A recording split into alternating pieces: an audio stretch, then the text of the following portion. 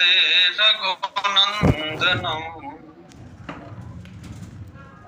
परम आदरणीय zoom meeting के संचालक श्री जे.एस. पटेल जी, भगवत कथा रस रसिक रसज्ञ श्रोता वृंद, विद्वजन, श्रद्धामयी देवियों, आइए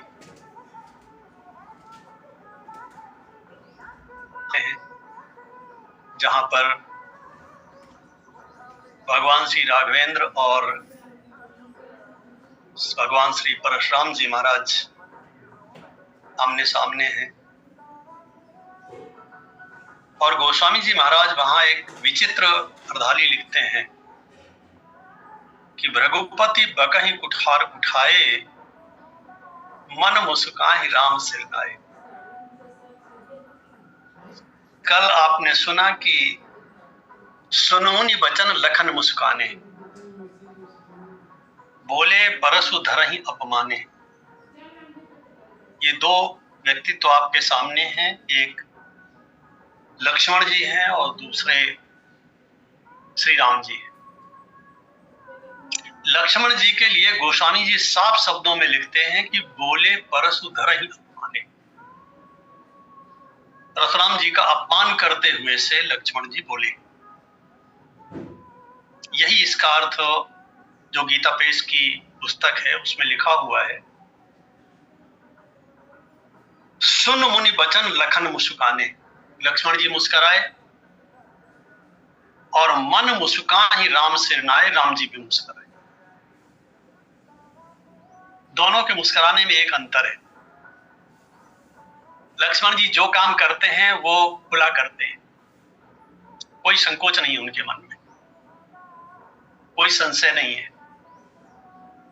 और लुकाने छिपाने की भी कोई बात नहीं है।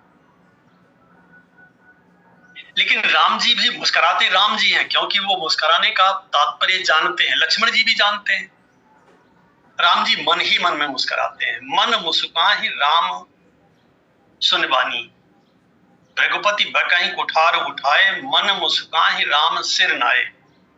मुस्कुराते हैं मन ही मन में, माने वाणी में ना आ जाए, कहीं कहीं मुखाकृति में दिखाई ना दे जाए, इसका भी वे ध्यान रखते हैं।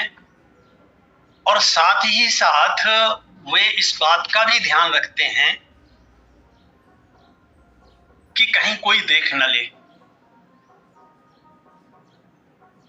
यहां आप इस तरह से कह सकते हैं कि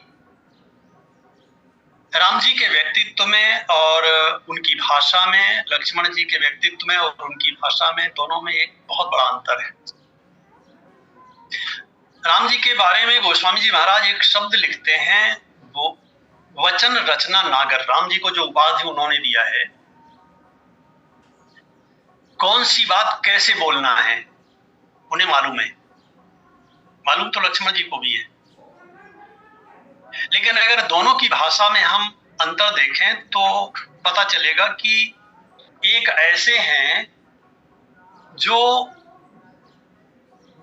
गंभीर हैं, धीर हैं, और उनके व्यक्तित्व का जो सबसे बड़ा गुण है श्री राम के, वो है उनका शील स्वभाव। किसी को कोई बात बुरी ना लग जाए, इस बात का वो सदैव ध्यान रखते हैं। माने अगर एक भी व्यक्ति श्री राम जी के व्यवहार से असंतुष्ट हो जाए, नाराज हो जाए, अप्रसन्न हो जाए, तो फिर राम की पूर्णता क्या है? नीति शास्त्र कहता है सत्यम ब्रूयात प्रियम ब्रूयात, न ब्रूयात सत्यम अप्रियम। कभी विचार करके देखिएगा, मैं तो जब इस श्लोक पर विचार करता हूं तो सिर पकड़ के बैठ जाता हूं। सत्यम ब्रूयात प्रियम ब्रूयात, सत्य भी बोलो, प्रिय भी बोलो, अप्रिय सत्य मत बोलो। केवल रामचरितमानस में एक व्यक्ति ऐसा है जिसे पूर्ण ब्रह्म कहते हैं, वे हैं श्री राम जी। इस कला को अगर कोई ठीक से जानता है तो श्री राम जी जानते हैं। राम जी को छोड़ करके कोई नहीं जानता। इस तराजू पे सब फेल हो जाते हैं। बड़े से बड़े पात्र हैं रामचरितमानस में, लेकिन जब इस तराजू की बात आती है तो सब फेल हो जाते हैं, केवल राम जी पास होते हैं। यहां तो दो भगवान हैं, एक है श्री राम जी और दूसरे हैं परशुराम जी। इस बात को तो आप जानते ही होंगे कि यह संसार जब बनाया गया तो कर्म सिद्धांत भी बना। जैसे हमारा देश जब बना तो देश का संविधान भी बना। संसार बना तो संसार को चलाने के लिए कर्म का विधान भी बना। लेकिन कई अवसर ऐसे आते हैं जब कर्म का विधान फेल हो जाता है और संसार में बड़ी विपत्ति आ जाती है। ऐसी स्थिति में वह जो पूर्ण परमात्मा है वो किसी को अपनी थोड़ी सी शक्ति देकर के भेज देता है, जाओ और इस शक्ति के बल पर, ये शक्ति उसी की है, इस शक्ति के बल पर जो समस्या है समाज की, उस समस्या का समाधान करो और समाधान करके वापस आ जाओ। जिन्हें भी हम महापुरुष के रूप में जानते हैं, वो स्वामी दयानंद हो, करपात्री जी महाराज हो, या जितने भी महात्मा गांधी हो, विवेकानंद हो, ये सब उस शक्तिमान की शक्ति का थोड़ा सा अंश लेकर के आए हुए महापुरुष हैं, जो समाज की विकृति को दूर करके और समाज में एक व्यवस्था दे करके, थोड़ा सा संतुलन दे करके वापस चले जाते हैं। यही काम परशुराम जी को करने के लिए भेजा गया। इसीलिए वे हैं तो अवतार, लेकिन उन्हें हम आवेशावतार के रूप में जानते हैं। श्री राम है पूर्णावतार, और यही श्री राम की पूर्णता है कि आप किसी भी दृष्टि से देखो, इस व्यक्तित्व का किसी भी पक्ष से आकलन करिए, आपको एक भी दोष नहीं मिलेगा। सो आज दो राम आमने सामने क्यों है? अगर शक्ति की दृष्टि से देखा जाए तो परशुराम जी के पास कम शक्ति नहीं है, क्योंकि रावण को पकड़ करके अपने घर में बंद कर लेने वाला सहस्त्रबाहु, और सहस्त्रबाहु की 1000 भुजाओं को छांटने वाले परशुराम जी महाराज। तो जो सहस्त्रबाहु की 1000 भुजाओं को छांट सकते हैं, उसका वध कर सकते हैं, वो 20 भुजाओं वाले रावण का वध नहीं कर पाए। रावण भी है, परशुराम भी हैं, कि राम जी को आने की क्या आवश्यकता पड़ गई? क्योंकि परशुराम जी महाराज एक पक्ष में बैठ गए। और जब भी कोई महापुरुष, वो कितना भी बड़ा क्यों ना हो, किसी एक खूंटे से बंध जाएगा, वो चाहे जाति का खूंटा हो, चाहे धर्म का खूंटा हो, ये सब खूंटे हैं, तब उसका कद छोटा हो जाएगा। परशुराम जी यह कहने में कोई संकोच नहीं करते कि मैंने क्षत्रियों का वध किया और बड़े बड़े यज्ञ किए और ब्राह्मणों को भुजबल भूमि भूप बिन कीन्ही, विपुल बार मही देवन दीन्ही। गोस्वामी जी की शब्द योजना तो देखिए, भुजबल भूमि भूप बिन कीन्ही। भूमि को भूप से रहित किया, शब्द योजना पर ध्यान दीजिएगा।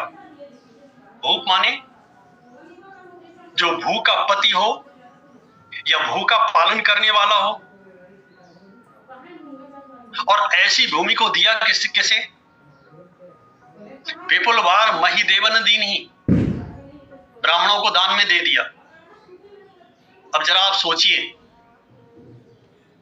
दान देना ठीक है ब्राह्मणों को, लेकिन भूमि को लेकर के ब्राह्मण क्या करेंगे?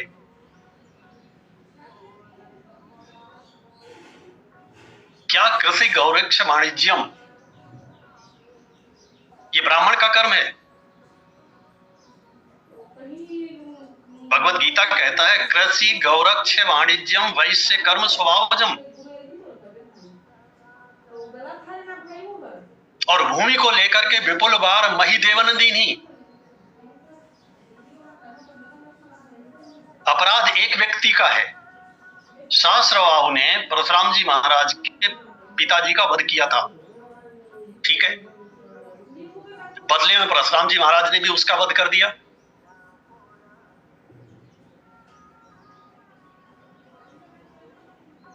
लेकिन परशुराम जी के पिता महाराज जमदग्नि ऋषि को जब ये पता चला, उन्होंने कहा बेटा ये तो तुमने अच्छा नहीं किया, ये ब्राह्मण का कर्म नहीं है,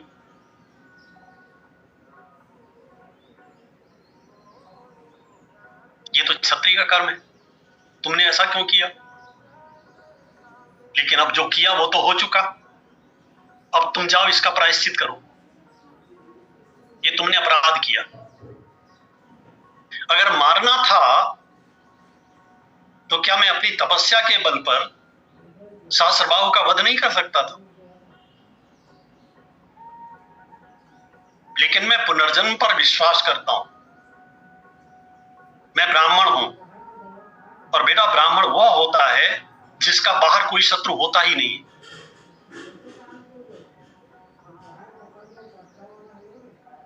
जिसका बाहर शत्रु होता है और जिसे बाहर शत्रु दिखाई देता है वो क्षत्रिय होता है। ये सिद्धांत आपको उपनिषदों में, स्मृति ग्रंथों में, सूत्र ग्रंथों में सब जगह मिलेगा। और यही वह बात थी, शत्रुता का भाव विश्वामित्र के प्रति, विश्वामित्र जी का वशिष्ठ जी के प्रति मन में विश्वामित्र के जो शत्रुता का भाव था, जिसे विश्वामित्र जी महाराज देख रहे थे और जिसकी प्रतीक्षा कर रहे थे, ठीक है तपस्या बहुत किया है, लेकिन जब तक यह शत्रुता का भाव मन के अंदर बना हुआ है तब तक मैं विश्वामित्र को ब्राह्मण नहीं कहूंगा, ब्रह्मर्षि नहीं कहूंगा। क्यों कहूंगा, क्यों नहीं कहूंगा? क्योंकि उन्हें बाहर शत्रु दिखाई देता है। जिसे बाहर शत्रु दिखाई देता है वो ब्राह्मण नहीं हो सकता। ब्राह्मण से शरीरोयम क्षुद्र कामाय निश्यति, समो दमः तपः शौचम क्षान्तिरार्जवमेव च ज्ञानम विज्ञानम आस्तिक्यम ब्रह्म कर्म स्वभावजम। ये जो 9 गुण हैं ब्राह्मण के, उनमें से एक भी गुण आपको ऐसा नहीं मिलेगा जो बाहर के किसी व्यक्ति पर आक्रमण करने के लिए आदेश देवे। परशुराम जी ने यह काम किया, सो पिताजी ने आदेश दे दिया जाओ तपस्या करो और प्रायश्चित करो। अब अपराध तो हो गया।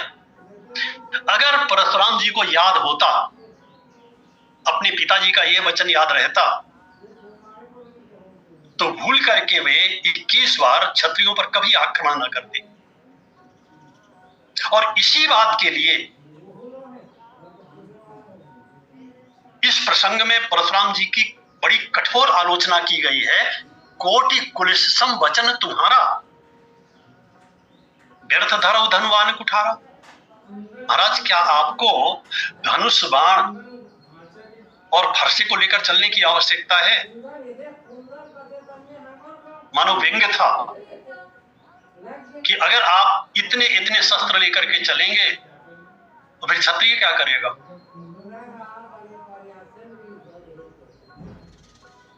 क्षत्रिय के हाथ में शस्त्र अच्छा लगता है, सुशोभित होता है।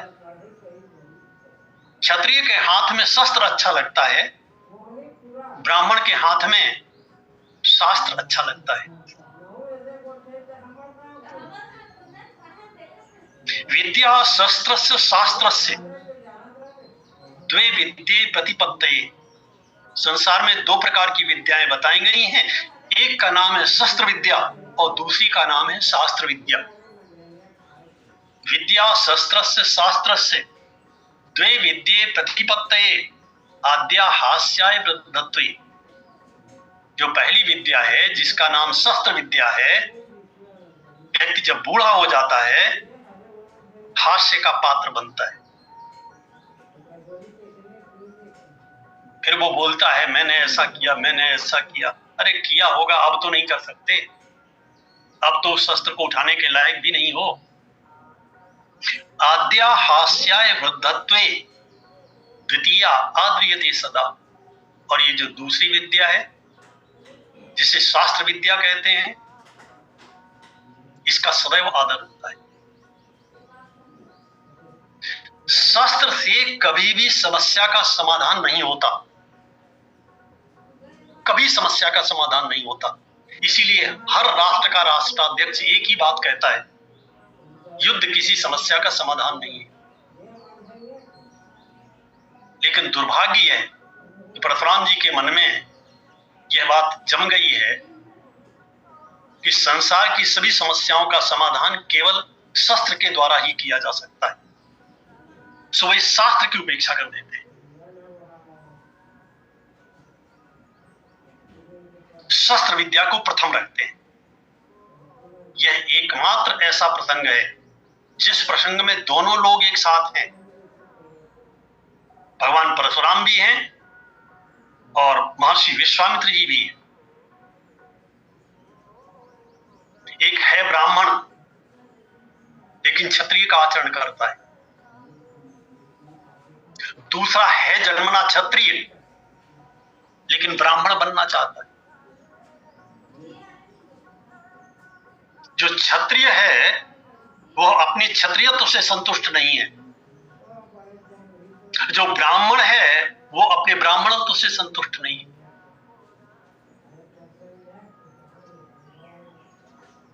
इसलिए गोस्वामी जी को लिखना पड़ा, भृगुपति बकहि कुठार उठाए, कुठार उठाए। मानो गोस्वामी जी संकेत कर रहे हैं, जिस हाथ में फरसा है महाराज, उस हाथ में कहीं आप शास्त्र उठा लेते, यहां तक आने की समस्या ही ना होती। जरा व्यवहार तो देखो इनका।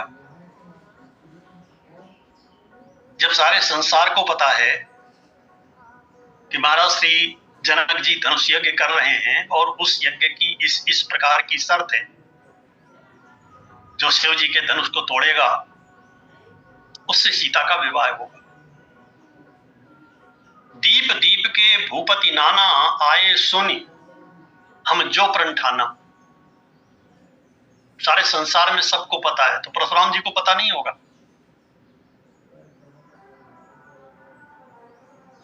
सब पता है। और जब सब कुछ पता है तो फिर क्यों पूछते हैं जनक जी से? गोस्वामी जी ने तो लिखा, पूछत जान अजान जिमी। सब कुछ जानते हैं और जानते हुए भी पूछते कैसे हैं? जैसे कुछ भी मालूम ना हो। ये भीड़ क्यों इकट्ठी हुई है?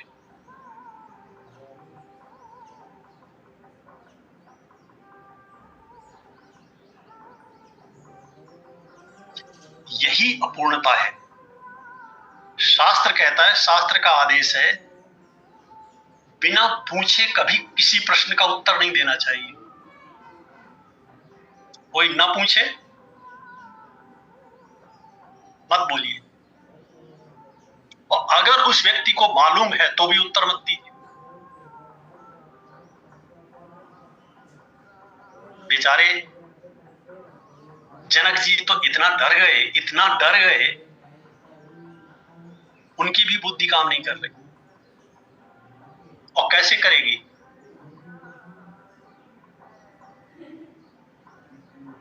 क्रोध पाप कर मूल।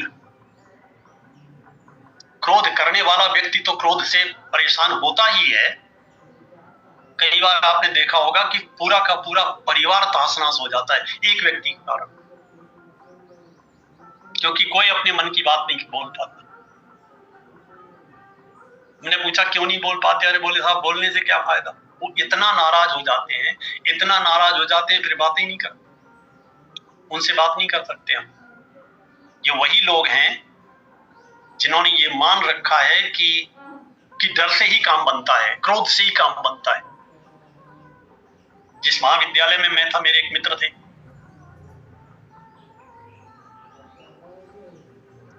एक बार उन्होंने कहा कि द्विवेदी जी थोड़ा सा क्रोध करिए, सारी समस्याओं का समाधान। मैंने कहा कैसे? बोले जब क्लास में जाकर के बस थोड़ा सा डांट दीजिए एक बार बच्चों। हमने कहा फिर क्या होगा? बोले कोई कुछ नहीं पूछेगा, फिर आप चैन से पढ़ाते रहो, चले आओ वहां से। क्या वास्तव में समस्या का समाधान है? ऐसे अध्यापक के प्रति विद्यार्थी का क्या भाव होगा, और ऐसा अध्यापक विद्यार्थी को क्या सिखाएगा? एक नन्हा सा बालक है आपके घर में, उसने कुछ पूछा, आपने डांट दिया। और ये तो शायद आप जानते ही होंगे कि छोटे बालक को जितनी बार डांटा जाता है उतनी बार उसकी बुद्धि लब्धि, उसका आईक्यू लेवल कम हो जाता है। तो डांट करके हम क्या कर रहे हैं? अपने बालक की बुद्धि को कुंठित कर रहे हैं। क्या इससे बड़ा नुकसान कोई हो सकता है हमारे परिवार में और हमारे समाज के लिए?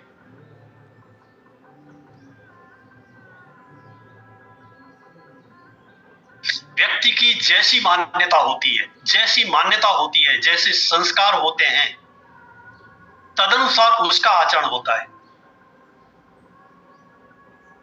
परशुराम जी महाराज ने मान लिया है कि सभी समस्याओं का समाधान केवल क्रोध से ही होता है। सो उन्होंने इस सभा में आकर के सबसे पहला जो काम किया वो यही किया,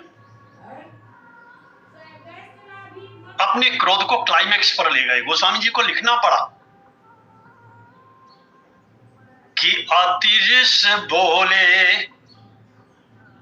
वचन कठोरा, अतिरिस बोले वचन कठोरा, को जड़ जनक धनुष के तोरा। जो काम सहज भाषा में हो सकता था, समझा बुझा करके हो सकता था, बात करके हो सकता था, उसी पर इतना प्रेशर डाल दिया जिसकी जरूरत ही नहीं थी। क्रोध के परुष वचन बल। गोस्वामी जी महाराज लिखते हैं, किसी ने उनसे पूछा महाराज क्रोध तो आता है तो क्या करें?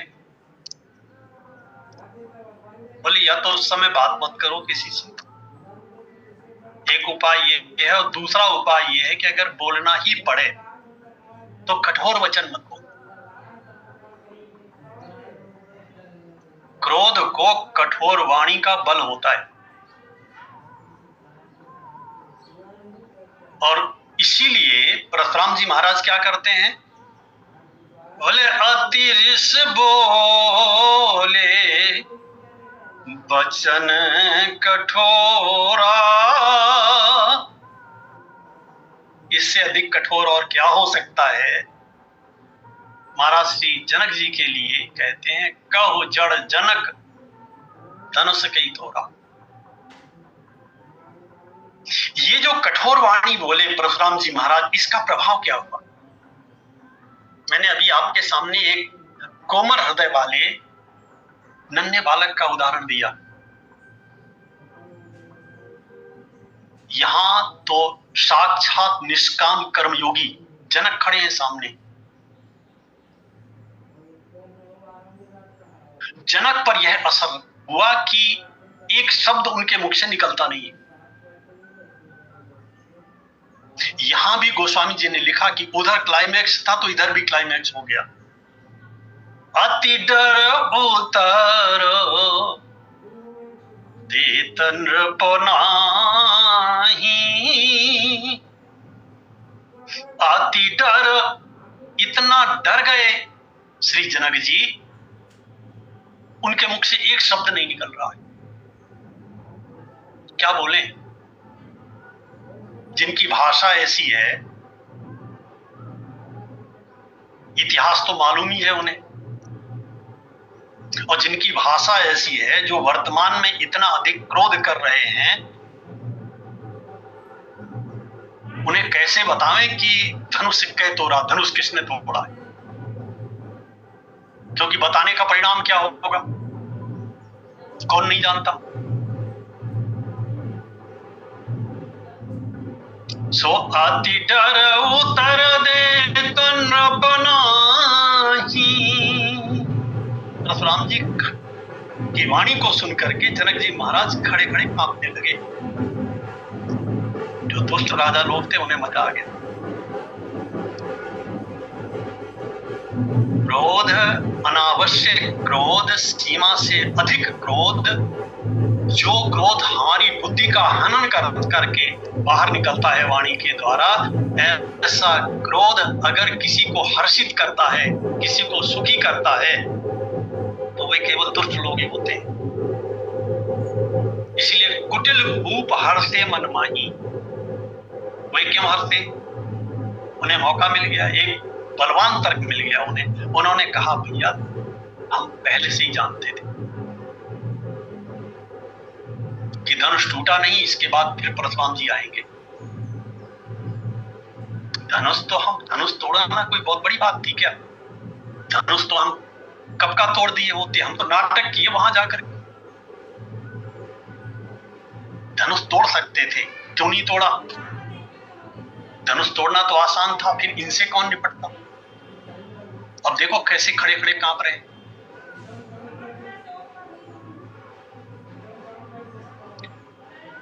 क्रोध कितना अनर्थ करता है, कितना।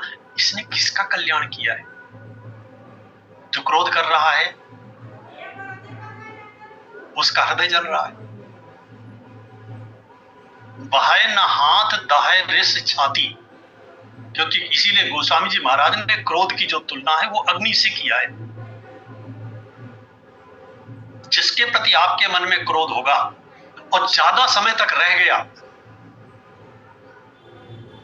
आचार्य रामचंद्र शुक्ल लिखते हैं कि ये जो वैर है ये क्रोध का मुरब्बा है।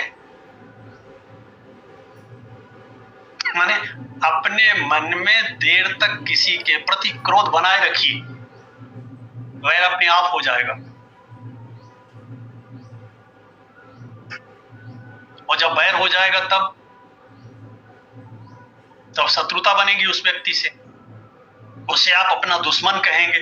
और दुश्मन कौन होता है? दूषिते मनः येन, जिसे देख करके ही मन दूषित हो जाए, मन गंदा हो जाए, मन मलिन हो जाए, मन का आनंद समाप्त हो जाए, देखते ही मन खराब हो जाए, मन खट्टा हो जाए, वही तो दुश्मन होता है। ये दुश्मनी कौन बनाता है?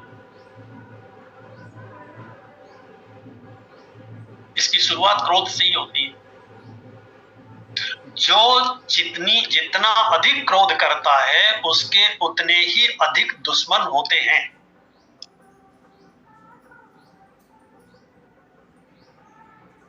ये सिद्धांत है। अगर मन में रहेगा, जहां रहेगा वहां जलाएगा। मन में रहेगा तो मन को जलाएगा, और कहीं दिल में उतर गया तो दिल को जलाएगा, किसी को छोड़ता नहीं है।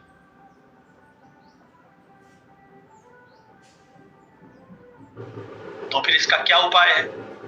गोस्वामी जी ने इस प्रसंग में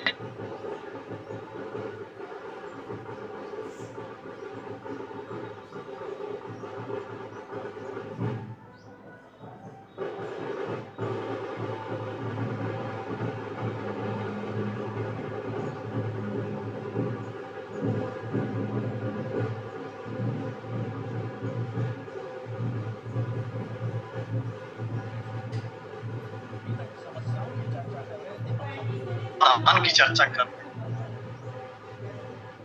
बोले अति विनीत। जब पूरा का पूरा समाज हतप्रभ स्तब्ध रह गया, उस समय सामने आए भगवान श्री राघवेंद्र।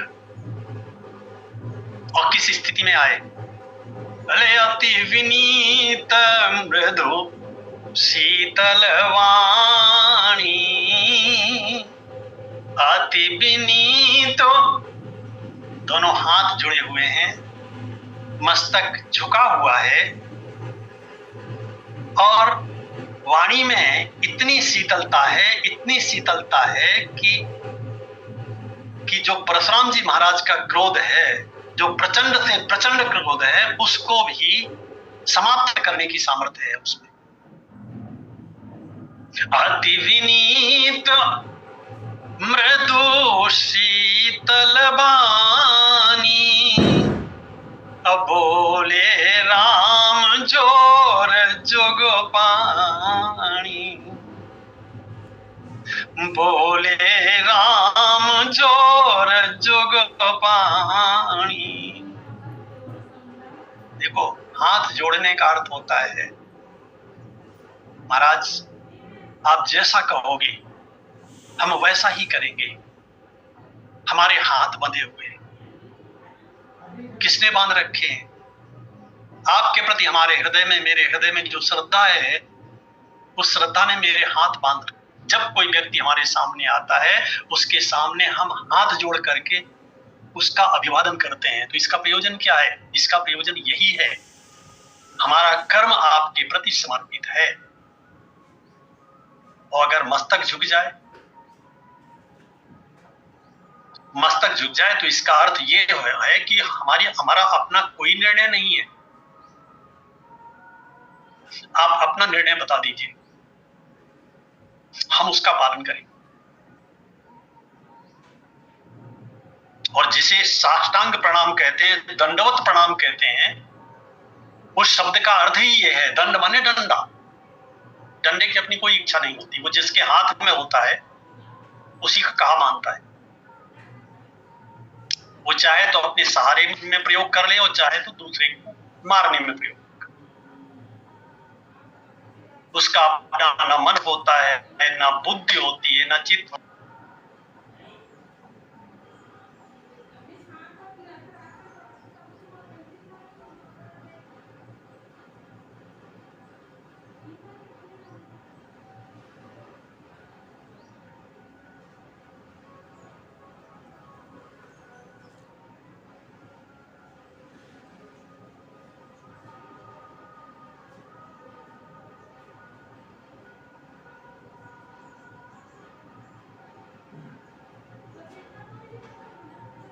उनका समर्पण है, इस सब के बावजूद भी उनका समर्पण है भगवान परशुराम के प्रति। ये नाटक नहीं है, दिखावा नहीं है, प्रदर्शन नहीं है उनका। ये उनका निश्चय किया हुआ मत है। अति विनीत मृदु शीतल वाणी, बोले राम जोर जुग पानी। और श्री राम हाथ जोड़ करके कहते हैं कि नाथ शंभो धनु भंजनिहारा, होई क्यों एक दास तुम्हारा। महाराज, इस धनुष को तोड़ने वाला कोई आपका दास होगा? कल के प्रसंग में हम जो बात कर रहे थे कि लक्ष्मण कहते हैं छुअत टूट रघुपति ही न दोषु। श्री राम कहते हैं छुअत ही टूट पिनाक पुराना। पूरे के पूरे प्रसंग में आप देखिए, एक छोटा सा प्रश्न मन में, सबके मन में उठता है कि जब बोलना ही था तो ऐसा क्यों नहीं बोल दिए? महाराज मैंने तोड़ा। परशुराम जी का प्रश्न था कि धनुष किसने तोड़ा? जिसने तोड़ा उसे मेरे सामने प्रस्तुत करो। राम जी क्यों नहीं बोले मैंने तोड़ा? अच्छा एक बात बताइए, क्या क्या वास्तव में डरते थे राम जी? अगर दोनों में तुलना की जाए, किसी भी दृष्टि से तुलना की जाए, तो क्या नहीं बोलना चाहिए राम जी को मैंने तोड़ा? जो बिगाड़ना हो बिगाड़ लो। चलो ऐसे ना बोलते, कह देते महाराज मैंने तोड़ा, नहीं बोलते। सो क्यों नहीं बोलते? क्योंकि वे पूर्ण है, क्योंकि वे सत्य बोलते हैं। क्योंकि उनमें अधूरापन नहीं है, क्योंकि उनमें जीवन की पूर्णता है और क्योंकि उनमें सत्य प्रतिष्ठित है।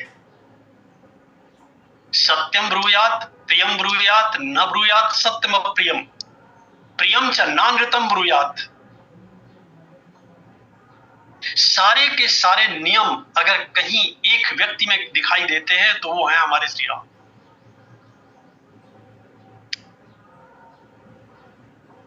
सुनहु राम नाथ शंभु भंजनिहारा,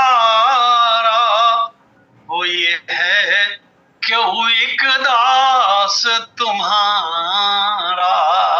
यहीं से श्री राम अपने को परशुराम जी का दास स्वीकार करते हैं। और आप देखेंगे कि आरंभ से लेकर के इस पूरे के पूरे प्रसंग में श्री राम जी इस शब्द का निर्वाह भी करते हैं। और दास कैसा होता है? राम अगर परशुराम जी महाराज के दास हैं तो लक्ष्मण जी भी तो दास ही हुए, बस दोनों का तरीका अलग अलग है। राम जी अपने को छिपाते हैं और लक्ष्मण जी कहते हैं नहीं महाराज, छिपाने से कैसे बात बने, जीव का कल्याण तो तब होगा जब वो आपको पहचाने। दोनों की शैली अलग अलग है, दोनों का लक्ष्य एक है।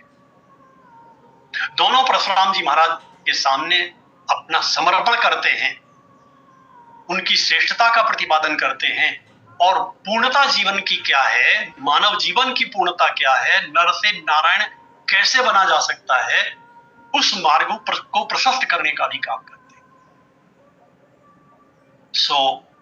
शेष प्रसंग की चर्चा हम लोग कल करते हैं। हरिओम। बोलिए श्यावर रामचंद्र जय। बहुत बहुत धन्यवाद महाराज जी। आपको सुनने